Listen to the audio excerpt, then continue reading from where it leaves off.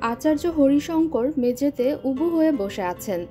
তার বা পায়ের মাংস খুলে খুলে পড়তে শুরু করেছে। তিনি ভীত চোখে একবার তাকাচ্ছেন পায়ের দিকে, আরেকবার তাকাচ্ছেন খাটে বসা আকিকার দিকে। আজ সে একা এসেছে, তার বান্ধবী অম্বা আসেনি। সে সব দিন আসে না। আকিকা বেগম বলল, আপনার কি কুষ্ঠ হয়েছে? না, বাতরোগ। খারাপ বাতরোগে এরকম হয়। বাতরোগ না, আপনার কুষ্ঠ হয়েছে। এর চিকিৎসা আমি জানি। কি চিকিৎসা? পা আগুনে পুরানো। বড় করে আগুন করুন, সেই আগুনে আপনার পা ঢুকিয়ে দিন। চুপ! আমাকে ধমকাবেন না। আমি হিন্দুস্তানের সম্রাট হুমায়ুনের মেয়ে। এখন বলুন, আমার বাবা কোথায়? আমি জানি না। কেন জানেন না? হরিশঙ্কর ঘর থেকে বের হলেন। গঙ্গার তীরে কিছুক্ষণ বসে থাকবেন। ডান পা গঙ্গার পানিতে ডুবিয়ে রাখবেন। যে পবিত্র গঙ্গা স্পর্শ করে থাকে তার কাছে প্রেতিজনই আসে না। হরিশঙ্কর গঙ্গায় ডান পা ডুবিয়ে বসে আছেন। গঙ্গার পানি গরম, কিন্তু তার গায়ের উপর দিয়ে হিমশীতল বাতাস বইছে। তিনি এক মনে শব্দ করে রাম নাম আবৃত্তি করেন। প্রেতিজনই রাম নামে ভীত হয়। আমার বাবা সম্রাট হুমায়ুন কোথায়? হরিশঙ্কর চমকে তাকালেন। তার পেছনে আকিকা বেগম। আকিকা বেগমের হাত ধরে আছে অম্বা। দুজনের মুখেই হাসি হাসি। হুমায়ুন তুষার ঝড়ে পড়েছেন। ঘোড়া চলতে পারছে না। চারটা ঘোড়াকে গোল করে দাঁড় করিয়ে হুমায়ুন তার স্ত্রীকে নিয়ে মাঝখানে দাঁড়িয়ে আছেন। ঘন হয়ে তুষার পড়ছে। এক হাত দূরের কিছু দেখা যাচ্ছে না। হঠাৎ হুমায়ুনকে চমকে দিয়ে হামিদা বানু শব্দ করে হেসে ফেললেন। হুমায়ুন বললেন, হাসছো কেন? আমার ছেলেটা তাঁবুর ভেতর গরমে আরাম করে আছে, এই ভেবে শান্তি লাগছে। শান্তির আনন্দেই হাসছি। এখন আমাকে একটা শের শোনান, শের শুনতে ইচ্ছা করছে। তুমি কি পাগল হয়ে যাচ্ছ? শের না শুনলে পাগল হয়ে যাব। কাছেই কোথায় যেন আগুন জ্বলছে। এটা কি চোখের কোনো ভুল? মানুষ মরিচিকা দেখতে অভ্যস্ত। মরুভূমিতে পানির অভাব হলে চোখের সামনে নকল পানি দেখা যায়। শীতে পর্যদস্ত হয়েছেন বলেই কি নকল আগুন? জাহাপনা। কে? আমি বৈরাম। জঙ্গলের ভেতর একটা ঘর পাওয়া গেছে। আমি আগুন জ্বালিয়েছি। আপনারা আসুন, খুব সাবধান। বরফ জমে সব পিচ্ছিল হয়ে আছে। হুমায়ুন স্ত্রীর হাত ধরে এগোচ্ছেন। যত দ্রুত সম্ভব আগুনের পাশে দাঁড়াতে হবে। ঝড়ের গতি আরও বাড়ছে। হুমায়ুন হতাশ গলায় বললেন, হামিদা বানু, এই জীবন আমি আর টানতে পারছি না। সিদ্ধান্ত নিয়েছি, সব ছেড়ে ছুড়ে পবিত্র মক্কা শরীফে চলে যাব। হামিদা বানু বললেন, পরাজিত মানুষের মতো কথা বলছেন। আমি তো পরাজিত মানুষই। পারস্যের ভেতর দিয়ে আমি মক্কা চলে যাব। আমার সঙ্গে কাউকে যেতে হবে না, আমি একা যাব। বৈরাম খা। জাহাপনা, আমি আপনার কথা শুনছি। পারস্য সম্রাট কি তার রাজ্যের ভেতর দিয়ে আমাকে মক্কা যেতে দেবেন? অবশ্যই দেবেন, তবে এই চিন্তা আপাতত বন্ধ রাখুন। আসুন আগুনের পাশে যাই। পারস্য সম্রাট তামাসপ্র এবং রাজ্যভাড়া হুমায়ুন মুখোমুখি দাঁড়িয়ে আছেন। পারস্য সম্রাট তার জাঁকজমক দেখিয়ে হুমায়ুনকে অভিভূত করতে চাইছেন। অপূর্ব বেশভূষায় সজ্জিত খোজারা পুষ্প বৃষ্টি করল। সামরিক বাদ্য বাজনা হচ্ছে। ঘোড়সওয়ার বাহিনী সালাম জানিয়েছে। এগিয়ে আসছে হস্তি বাহিনী। চারদিকের হইচইয়ের মধ্যে হুমায়ুনকে দিনহীন দেখাচ্ছে।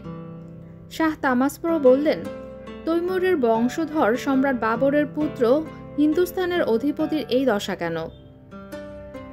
হুমায়ুন বলল, আমার ভাইদের কারণে এই দশা। সিংহাসনে বসেই ভাইদের হত্যা করলেন না কেন? সবাইকে দিয়ে সবকিছু হয় না। শাহ তামাসপ্র বললেন, সবাইকে দিয়ে সবকিছু হয় না বলেই কেউ সম্রাট, কেউ পথের ভিক্ষুক। আপনি আমার কাছে কি চান? হুমায়ুন বললেন, আমি আপনার কাছে করুণা চাই না। আমি শুধু পারস্যের ভেতর দিয়ে মক্কা চলে যাওয়ার অনুমতি চাচ্ছি। আমি যতদূর জানি আপনি সুন্নি মতাবলম্বী। ঠিকই জানেন, আমার স্ত্রী হামিদা বানু শিয়া। আপনার স্ত্রী চাইলেই মক্কা যেতে পারবেন। আপনাকে মক্কা যেতে হলে শিয়া মতাবলম্বী হতে হবে। আপনি হয়তো জানেন না, আমি পারস্য সুন্নি মুক্ত করার পরিকল্পনা করেছি। যেসব সুন্নি শিয়া মতবাদ গ্রহণ করছেন না তাদের মৃত্যুদণ্ড দেওয়া হচ্ছে। হুমায়ুন বললেন, আমাদের নবীজি সাল্লাল্লাহু আলাইহি ওয়াসাল্লাম বিদায় হজের ভাষণে ধর্ম বিষয়ে সহনশীল হতে বলেছেন। তামাসপ্রো বললেন, এই ধরনের কোনো কথা হযরত আলী বলেননি। আমরা শিয়ারা হযরত আলীর মতামতকে অধিক গুরুত্ব দিয়ে থাকি। যাই হোক, এখন আমি ধর্ম বিষয়ে আলোচনায় উৎসাহী না। পথশ্রমে আপনি ক্লান্তি দূর করুন। সন্ধ্যাবেলা আপনার সম্মানে রাজকীয় ভোজসভার আয়োজন করা হয়েছে। আপনার শিয়া মতবাদ গ্রহণ বিষয়ে আলোচনা তখন হবে। আপনার পরিধেয় বস্ত্রের যা অবস্থা তা পরে রাজকীয় ভোজসভায় যেতে পারবেন না। আপনার জন্য পোশাক সরবরাহ করা হবে। হুমায়ুন বিষণ্ণ মনে তার জন্য খাটানো তাঁবুতে ঢুকলেন। হামিদা বানুর জন্য আলাদা তাঁবু খাটানো হয়েছে। তামাসপ্রোর হেরেমের নারীরা তার দেখভাল করছেন। শাহ তামাসপ্রো নিজের তাঁবুতে বিশ্রাম নিচ্ছেন। তার সামনে দমিহ নামের পারস্যের বিখ্যাত সূরা। মাঝে মাঝে তিনি সূরার পাত্রে চুমুক দিচ্ছেন। বৈরাম খাঁকে ডেকে আনা হয়েছে। বৈরাম খাঁ তার সামনে দাঁড়িয়ে। তাকে বসার অনুমতি দেওয়া হয়নি। আপনি হুমায়ুনের প্রধান সেনাপতি? জি আলম্বানা। আপনাকে দেখে সেনাপতি মনে হচ্ছে না, মনে হচ্ছে আপনি মেষপালক। আপনার কথায় সম্মানিত বোধ করছি। আমাদের নবীদের সবাই কোনো না কোনো পর্যায়ে মেষপালক ছিলেন। আপনি কি শিয়া মতাবলম্বী? জি জাহাপানা। আপনার মাথায় শিয়াদের লম্বা টুপি নেই কেন? মাথার চুলও তো শিয়াদের মতো করে কাটা না। রাজকীয় ভোজসভায় আপনি উপস্থিত থাকবেন, তখন যেন মাথায় শিয়াদের টুপি থাকে। বৈরাম খাঁ বললেন, এই কাজটা আমি মহান সম্রাট হুমায়ুনের অনুমতি ছাড়া করতে পারবো না। তামাসপ্রো কঠিন গলায় বললেন, আপনার মহান সম্রাট হুমায়ুন নিজেই শিয়া টুপি পরে ভোজসভায় আসবেন। তাকে পরিধেয় বস্ত্রের সঙ্গে এই টুপিও পাঠানো হয়েছে। বৈরাম খাঁ বললেন, আমার সম্রাট ভোজসভাতে যদি মাথা ন্যাড়া করে আসেন, আমি মাথা ন্যাড়া করেই যাব। আপনার মতো এত অনুগত সেনাপ্রধানের কারণেই হয়তো হুমায়ুন সব কয়টি যুদ্ধে হেরেছেন। শুনেছি প্রাণ বাঁচানোর জন্য হুমায়ুনকে কয়েকবার পানিতেও ঝাঁপিয়ে পড়তে হয়েছে। তখন আপনি নিশ্চয়ই তার সঙ্গে সাঁতার কেটেছেন? বৈরাম খাঁ বলল, এই সৌভাগ্য আমার হয়নি। তামাসপ্রো হাত ইশারায় বৈরাম খাঁকে চলে যেতে বলে পানি পাত্রে মনোযোগ দিলেন। তাকে অত্যন্ত বিরক্ত দেখাচ্ছে। ভোজসভায় পারস্য সাম্রাজ্যের শান-শওকত দেখানোর সব চেষ্টাই শাহ তামাসপ্রো করেছেন। বিশাল তাঁবুতে ভোজসভা বসেছে। চারদিক আলো ঝলমল করছে। নর্তকী এবং বাদ্যযন্ত্রীরা প্রস্তুত। সম্রাটের ইশারা পেলেই গান বাজনা শুরু হবে। রান্না হচ্ছে দুটি আলাদা রন্ধনশালায়। একটিতে পারস্যের রান্না, অন্য রন্ধনশালায় হিন্দুস্তানের বাবুর্চি তৈরি করছেন খোসাকা পোলাও। শাহ তামাসপ্রো এবং হুমায়ুন মুখোমুখি বসেছেন। তামাসপ্রোর সঙ্গে তার আমির এবং সেনাপতিরা, হুমায়ুনের সঙ্গে তার 4 জন আমির এবং বৈরাম খাঁ। হুমায়ুন শাহের পাঠানো শিয়া টুপি পরেননি। শাহ তাতে খুব অসন্তুষ্ট এমন মনে হচ্ছে না, বরং তাকে হাসি খুশি দেখাচ্ছে। শাহের নির্দেশে হুমায়ুনের সামনে একটি সোনার থালা রাখা হলো। থালায় মহামূল্যবান মণিরত্ন। শাহ বললেন, পারস্যের পক্ষ থেকে সামান্য উপহার। ভোজসভায় উপহার বিনিময়ের রেয়াজ আছে, তবে আপনার অবস্থা আমরা অনুমান করতে পারছি। আপনার কাছ থেকে উপহার হিসেবে শুভেচ্ছা পেলেই আমরা সন্তুষ্ট। শাহের উপস্থিত আমিররা এই কথায় হ্যাঁ সূচক মাথা নাড়লেন। কারো কারো ঠোঁটে বিদ্রুপের হাসি দেখা গেল। হুমায়ুন বললেন, মহামান্য শাহ তামাসপ্রোর জন্য আমার পক্ষ থেকে সামান্য উপহার। এই উপহার গ্রহণ করলে আমি এবং আমার সঙ্গীরা আনন্দিত হব। হুমায়ুন সবুজ রেশমি রুমালে ঢাকা একটি পাথর এগিয়ে দিলেন। শাহ তামাসপ্রো রুমাল খুলে তাকিয়ে রইলেন। কয়েক মুহূর্ত তার মুখে কোনো কথা ফুটল না।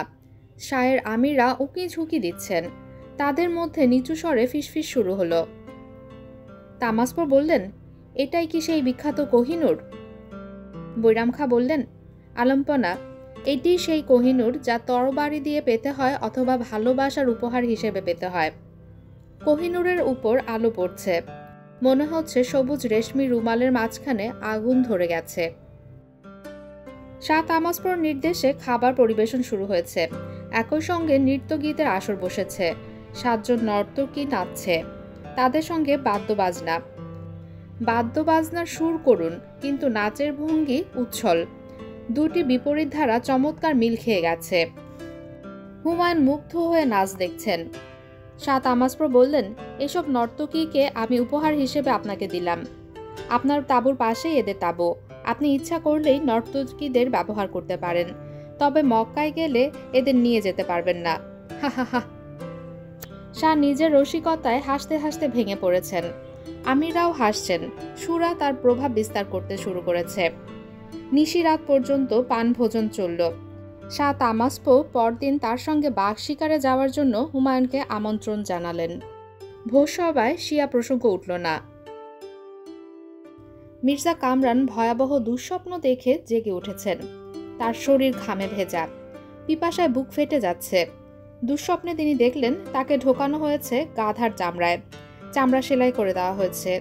একটা খোলা ঘোড়ার গাড়ির পাটাতনে তাকে শুয়ে রাখা হয়েছে।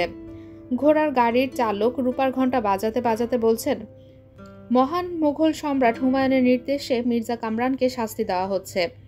ঘোড়ার গাড়ির পেছনে শত শত শিশু, তাদের খিলখিল হাসির শব্দ শোনা যাচ্ছে। মির্জা কামরান সুরাই ভর্তি পানি খেলেন, তাতেও তার তৃষ্ণা মিটল না। তিনি তৎক্ষণাৎ চিঠি লিখতে বসলেন। এই চিঠি যাবে পারস্য সম্রাট শাহ তামাসপোর কাছে। মির্জা কামরানের পত্র।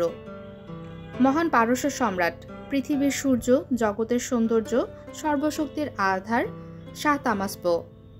আমার বড় ভাই মোগল সাম্রাজ্যের কলঙ্ক হুমায়ুন বিষয়ক কিছু কথা।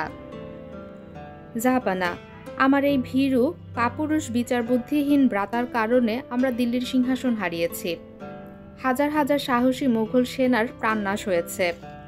তার কাপুরুষতার সবচেয়ে বড় প্রমাণ, তিনি তার শিশু সন্তানকে ফেলে পালিয়ে গেছেন পারস্যে। সেই শিশু সন্তানকে এখন আমরা আদর ও মমতায় প্রতিপালন করছি। রাজ্য শাসনে আমার এই ভ্রাতা সম্পূর্ণ অনুপযুক্ত। সবসময় আফিমের নেশায় আচ্ছন্ন থাকেন বলে তার জগৎ বাস্তবতার বাইরের জগৎ।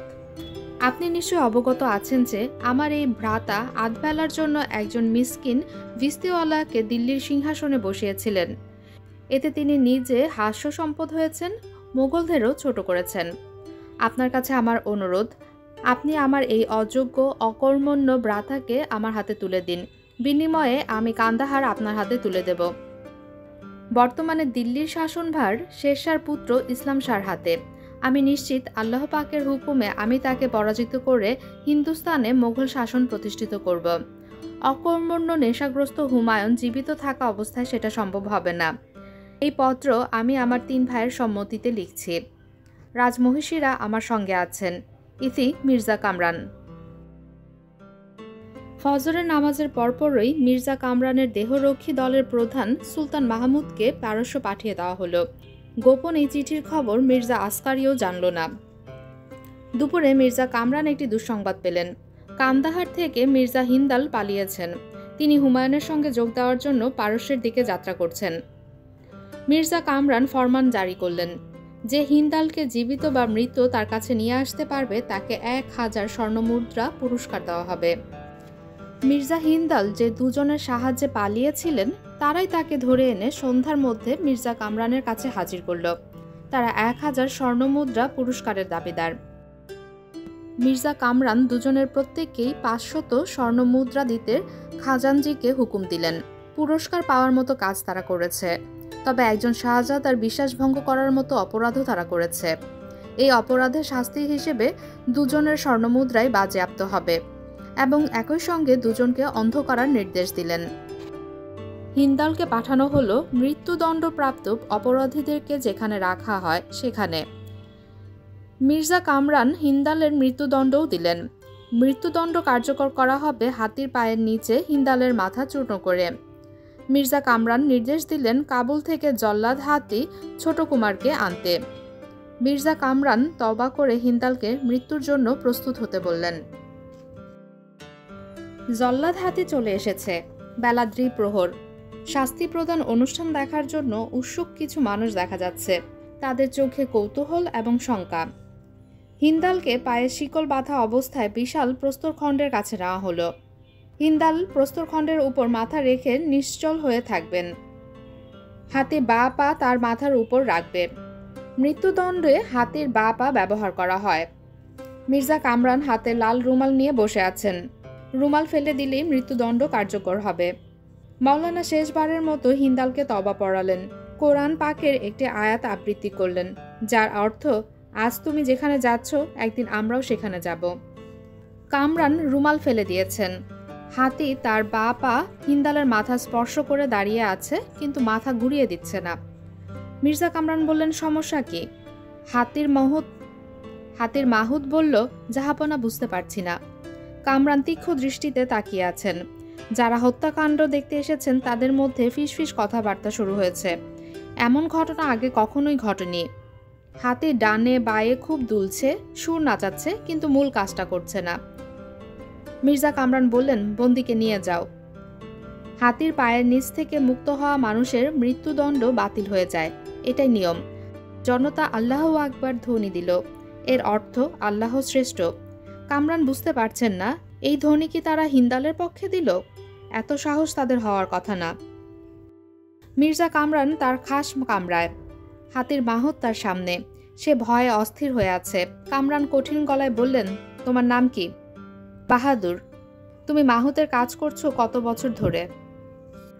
আপনার পিতা জীবিত থাকা অবস্থাতেও আমি মাহুত ছিলাম। হাতি পা নামায়নি কেন? বাহাদুর বলল, এর উত্তর আল্লাহ পাক জানেন এবং হাতি জানে, আমি জানি না। কামরান মির্জা বললেন, অবশ্যই তুমি জানো। হাতি পা ফেলবে তোমার ইশারায়, সেই ইশারা তুমি দাও নাই। মাহুত চুপ করে রইল। নির্দেশ না দেওয়ার জন্য তুমি কি কারো কাছ থেকে উৎকোচ নিয়েছ? না। হিন্দালের জীবন কেন বাঁচাতে চেয়েছ? সত্যি জবাব দাও। সত্যি জবাব দিলে তোমাকে প্রাণ ভিক্ষা দেব। মিথ্যা জবাব দিলে তোমাকে হাতির পায়ের নিচে মরতে হবে। বাহাদুর বলল, মির্জা হিন্দালকে সম্রাট হুমায়ুন অত্যন্ত পছন্দ করেন। ভাইয়ের করুণ মৃত্যুর খবর পেলে সম্রাট কষ্ট পাবেন ভেবেই হাতিকে নির্দেশ দেই নেই। সত্যি কথা বলায় আমি খুশি হয়েছি, কিন্তু সত্যটা শুনে অবাক হয়েছি। তুমি বিশ্বাসঘাতক। বিশ্বাসঘাতকের একটাই শাস্তি, মৃত্যুদণ্ড। কামরানের নির্দেশে বাহাদুরের মাথা হাতির পায়ের নিচে পিষ্ট করা হলো। জল্লাদ হাতেই কাজটা করল, তবে এবার মাহুত ভিন্ন। হিন্দালের হাতির পায়ের নিচ থেকে বেঁচে যাওয়ার ঘটনায় কামরান বিচলিত, তবে সেদিনই আনন্দিত হওয়ার মতো একটি ঘটনা ঘটল। পারস্য সম্রাট দূত মারফত তার চিঠির জবাব পাঠালেন। সেখানে লেখা, যথাসময়ে আপনার ভাই হুমায়ুনকে জীবিত অবস্থায় আপনার কাছে পাঠানো হবে। কান্দাহার সিংহাসনে বসবে আমার পুত্র মুরাদ। হুমায়ুনের ধারণা তাকে গৃহবন্দী করা হয়েছে। বৈরাম খাঁর সঙ্গে তার কোনো যোগাযোগ নাই। আমিররা থাকছেন আলাদা। তিনি হামিদা বানুর কাছ থেকেও বিচ্ছিন্ন। তাকে বলা হয়েছে স্বামী স্ত্রীর মধ্যে একজন শিয়া, একজন সুন্নি। পারস্য সাম্রাজ্যে তারা একত্রে থাকতে পারবেন না। বৈরাম খাঁর বিষয়ে হুমায়ুন নিজে শাহকে জিজ্ঞেস করলেন। শাহ বললেন, বৈরাম খাঁকে আপনার প্রয়োজন কেন? সে আপনার অধীনস্থ, একজন কর্মচারী মাত্র। তার সঙ্গে সময় কাটানোর কিছু নেই। নিঃসঙ্গ বোধ করলে আমাকে ডাকবেন, দুজনে গল্প করব। চলুন আজ লক্ষ্যভেদ খেলা খেলি। চলুন। শুনেছি রাজকীয় লাইব্রেরিতে আপনি প্রচুর সময় কাটান। কিছুদিন হলো গভীর মনোযোগে আপনি একটি পাণ্ডুলিপি কপি করছেন। কিসের পাণ্ডুলিপি? জ্যোতিবিদ্যার। মক্কায় জ্যোতিবিদ্যার পাণ্ডুলিপি নিয়ে আপনি কি করবেন? হুমায়ুন জবাব দিলেন না। লক্ষ্যভেদ খেলায় হুমায়ুন ভালো করলেন। 5টি তীরের মধ্যে 3টি লক্ষ্যভেদ করল। শাহ বললেন, আপনার মনোসংযোগ প্রক্রিয়া এখনও ঠিক আছে, এটা ভালো। আপনার অবস্থায় আমি পারতাম না। মাছ শিকারে কি আপনার আগ্রহ আছে? না। শাহ বললেন, অনাগ্রহের বিষয়েও মাঝে মাঝে আমাদের করতে হয়। তা হয়। সন্ন্যাস ব্রত নিয়ে মক্কা শরীফে যেতে ইচ্ছা করে না, কিন্তু যেতে হয়। ঠিক বলছি না? হ্যাঁ, ঠিক বলেছেন। শাহ বললেন, এবার আপনাকে একটি জটিল প্রশ্ন করছি। শুনেছি জটিল প্রশ্নের উত্তর দিতে আপনি বিশেষ পারদর্শী। প্রশ্নটি হলো, আল্লাহ কোথায় বাস করেন? হুমায়ুন সঙ্গে সঙ্গে বললেন, তিনি বাস করেন ব্যথিত মানুষের অন্তরে। আপনি ব্যথিত মানুষ, তিনি কি আপনার অন্তরে বাস করছেন? হুমায়ুন জবাব দিলেন না। শাহ বললেন, আমরা ভোরবেলা মাছ শিকারে যাব। শিকার পদ্ধতি আপনাকে আমি শিখিয়ে দেব। জটিল কিছু না। বড়শিতে মাছ গেঁথে তাকে খেলাতে হয়। যে যত ভালো খেলাতে পারে সে তত বড় শিকারী। মাছ ধরা খেলা খুবই জমেছে। শাহ প্রকাণ্ড একটা মাছ ধরেছেন। আনন্দ উত্তেজনায় তিনি ঝলমল করছেন। হুমায়ুন বললেন, মাছ শিকার একটি মনোমুগ্ধকর খেলা, দেখে আমি আনন্দ পেয়েছি। শিকারের আহত হওয়ার ভয় নেই, কিন্তু শিকারের আনন্দ পুরো মাত্রায় আছে। আমি আরেকবার এই শিকারে আসতে চাই, নিজের হাতে একটি মাছ ধরতে চাই। শাহ তামাসপো বললেন, সেই সুযোগ আপনি পাবেন না। আপনার ভাই মির্জা কামরানের হাতে আপনাকে জীবিত অথবা মৃত অবস্থায় তুলে দিতে হবে। বিনিময়ে আমি পাবো কান্দাহার। হুমায়ুন চুপ করে রইলেন। তামাসপোর নির্বিকার গলায় বললেন, আপনাকে জীবিত অবস্থায় তার হাতে তুলে দেওয়াটাই পারস্য সম্রাটের জন্য সম্মানজনক। আপনাকে হত্যা করলে লোকে বলবে আমার কাছে আশ্রয়প্রাপ্ত এক রাজ্যহারা সম্রাটকে আমি হত্যা করেছি। হামিদা বানুর সঙ্গে কি একবার দেখা করতে পারবো? অবশ্যই, হামিদা বানু জীবিত অবস্থায় আপনার সঙ্গে যাবেন, আপনার প্রিয় বৈরাম খাও যাবেন। হুমায়ুন বললেন, আপনি আমার একটি অনুরোধ রাখুন, আমাকে একা কামরানের হাতে তুলে দিন। আমার স্ত্রী এবং বৈরাম খাঁকে মক্কা যাওয়ার ব্যবস্থা করে দিন। শাহ তামাসপো বললেন, তা হয় না। হুমায়ুনকে শাহ সৈন্যবাহিনীর ব্যারাকে নিয়ে এলেন। পারস্য সম্রাটের বিশাল বাহিনী সম্পূর্ণ প্রস্তুত অবস্থায় আছে। শাহ বললেন, এই বাহিনীতে 20,000 অত্যন্ত দক্ষ ঘোড়সারোয়ার আছে। আপনি এদের সঙ্গে নিয়ে জীবিত অবস্থাতেই কান্দাহারে যাবেন। কান্দাহার দখল করে আমাকে দিবেন। আমার কথা ঠিক রইল, আপনি জীবিত অবস্থায় কান্দাহার গেলেন, আমি কান্দাহার পেলাম। আপনার সঙ্গে আমার পুত্র মুরাদ যাবে, তাকে কান্দাহারের সিংহাসনে বসানোর দায়িত্ব আপনার।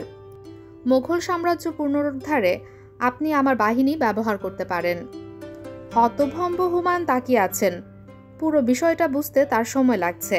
শাহ তামাসপো হাত বাড়িয়ে বললেন, বন্ধু বিদায়। হুমায়ুন শাহকে জড়িয়ে ধরলেন, তার চোখ অশ্রুসিক্ত। শাহ তামাসপো বললেন, আপনার হৃদয় কি এখনো ব্যথিত?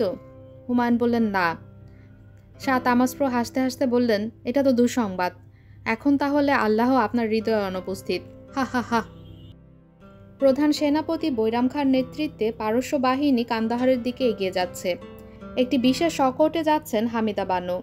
তার কোলে পারস্য সম্রাটের শিশুপুত্র মুরাদ, যে কান্দাহারের সিংহাসনে বসবে। শিশুপুত্রের বয়স মাত্র 3 মাস। শিশুপুত্রকে দুধ খাওয়ানোর জন্য 3 জন দুধ মাও যাচ্ছেন। কান্দাহার দখল হলো বিনা যুদ্ধে। কামরানের সৈন্যদের বড় অংশ হুমায়ুনের বাহিনীর সঙ্গে যুক্ত হলো। কামরান পালিয়ে কাবুলের দুর্গে আশ্রয় নিলেন। মির্জা হিন্দালকে বন্দিদশা থেকে মুক্ত করে সেনাবাহিনীর একাংশের দায়িত্ব দেওয়া হলো। কান্দাহার দুর্গের পতনের ফলে মির্জা কামরানের ব্যক্তিগত লাইব্রেরি হুমায়ুনের দখলে চলে এসেছে। লাইব্রেরিতে পাণ্ডুলিপির বিপুল সংগ্রহ দেখে হুমায়ুন মুগ্ধ। হুমায়ুন নির্দেশ জারি করলেন, এখন থেকে তিনি যেখানে যাবেন লাইব্রেরির প্রতিটি গ্রন্থ তার সঙ্গে যাবে। শিশু মুরাদকে সিংহাসনে বসিয়ে হুমায়ুন ছুটলেন কাবুলের দিকে। কাবুল দুর্গ ঘেরাও করা হলো। হুমায়ুন কামান দাগার নির্দেশ দিলেন। দুর্গকে কামানের আঘাত থেকে রক্ষা করার জন্য মির্জা কামরান বিচিত্র কৌশল অবলম্বন করেন। 3 বছর বয়সী আকবরকে উঁচু খুঁটির সঙ্গে বেঁধে দুর্গের চূড়ায় খুঁটিতে লাগিয়ে দেওয়া হলো। কামানের গোলা ভেতরে পড়লে শিশু আকবর নিহত হবে।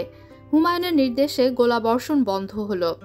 বৈরাম খাঁ হুমায়ুনকে বললেন, আপনি নিশ্চিন্ত মনে তাঁবুতে অপেক্ষা করেন।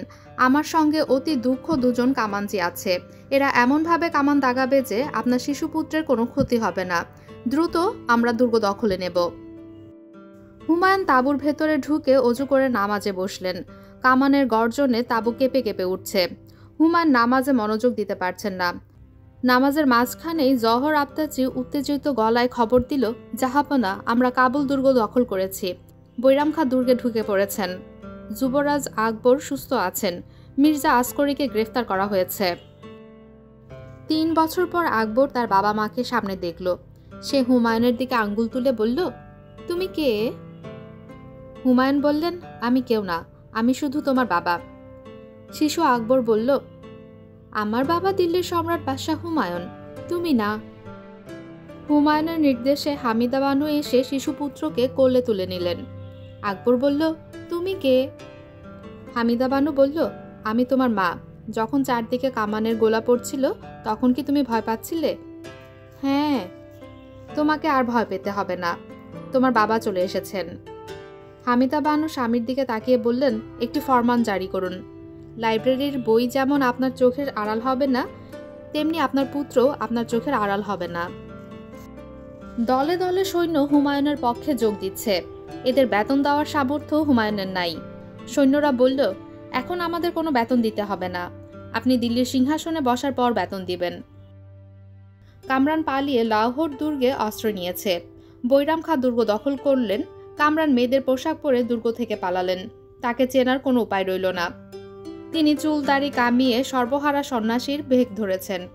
তিনি রওনা হয়েছেন দিল্লির দিকে। দিল্লির সম্রাট ইসলাম শাহর কাছ থেকে যদি কোনো সাহায্য পাওয়া যায়। কাশীর রাজপথে আপাদমস্তক বোরকায় ঢাকা এক তরুণী হেঁটে যাচ্ছে। তরুণী হঠাৎ থমকে দাঁড়ালো। রাস্তার পাশে বসে থাকা এক বৃদ্ধের সামনে দাঁড়ালো। তরুণী বলল, আমি আপনাকে চিনি। আপনার নাম আমার মনে নেই, কিন্তু আমি আপনাকে চিনি। বৃদ্ধ বলল, আমি আপনাকে চিনি না, আপনাকে চিনতেও চাচ্ছি না। তরুণী বলল, হুমায়ুন কন্যা আকিকা বেগম এবং তার বান্ধবী অম্বাকে কি আপনি চেনেন? আমি কাউকে চিনি না। এই দুজনকে আপনি আগুনে নিক্ষেপ করেছিলেন। বৃদ্ধ বলল, তুমি উন্মাদিনী। উন্মাদিনীর সঙ্গে আমি কথা বলি না। তরুণী আমাদের পরিচিত, তার নাম আসহারি।